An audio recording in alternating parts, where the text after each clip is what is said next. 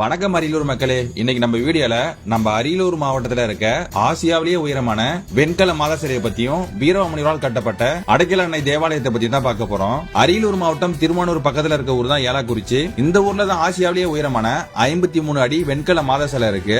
ஏலாக்குறிச்சி இந்த ஊரோட பழைய பேர் பாத்தீங்கன்னா திருக்காவலூர். இந்த பேரை யாரு வச்சானா தெய்வத்துக்கு திருக்காவல் மிகுந்த இடம்னு வீரமுனிவர் தான் இந்த ஊருக்கு இப்படிப்பட்ட பெயர் வச்சாரு. 18ஆம் நூற்றாண்டு தொடக்கத்துல பாத்தீங்கன்னா தஞ்சாவூர்ல வந்து நிறைய கிறிஸ்துவர்கள் வாழ்ந்து வராங்க. அங்க வந்து அவங்க நிறைய இன்னல்களுக்கு ஆளானதுனால கொள்ளிடம் ஆத்துக்கு வடக்கு திசையில இருக்க ஏலாக்குறிச்சிக்கு வராங்க. அப்போ 1716 வருஷம் வீரமுனிவர் அவங்களுக்காக சேவை செஞ்சு அவங்களுக்கு ஒரு கிறிஸ்துவ ஆலயத்தை நிறுவுறாரு. அந்த ஆலயத்துக்கு அடைக்கலன்னு பெயரை வைக்கிறாரு. ஏலாக்குறிச்சி உள்ளடக்கிய அரியலூர் பகுதியில அரங்கப்ப மழவராய நயினார்னு ஒரு சிற்றரசர் ஆண்டுட்டு வராரு. அப்போ ஒரு ராஜபிளவை அப்படின்ற தீராத நோயால அவஸ்தப்பட்டு வந்திருக்காரு. எவ்வளவோ மருந்துகள் பயன்படுத்தி அந்த நோயை குணப்படுத்த முடியல.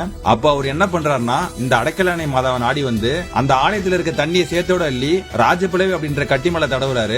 அதுக்கப்புறம் அவர் 7 வருஷமா அவதிப்பட்ட ராஜபிளவை நோய் சரியாயிடுது. அதுக்கு நன்றி கடன் அவர் என்ன பண்றாருன்னா வீரமாமுனிவரால் கட்டப்பட்ட அந்த அடைக்கல மாதா கோயிலுக்கு 175 ஏக்கர் நிலத்தை காணிக்கையா கொடுக்கிறாரு. அந்த சிற்றரசர் கொடுத்த காணிக்கைக்காக இன்னைக்கு ஏலாக்குறிச்சியில அவருக்கான ஒரு கல்வெட்டு இருக்கு. வீரமாமுனிவர் ஏலாக்குறிச்சியில் தங்கியிருக்கும் பொழுதுதான் திருக்காவலூர் கலம்பகம் அப்படின்ற ஒரு புகழ்பெற்ற நூலை உருவாக்குறாரு. இவ்வளவு பெருமையில கொண்ட ஏலாக்குறிச்சி அடைக்கல மாதா ஆலயம் நம்ம அரியலூர் மாவட்டத்துல இருக்கு. கண்டிப்பா நீங்க விசிட் பண்ணுங்க. அப்படியே அந்த வீடியோவை ஷேர் பண்ணுங்க.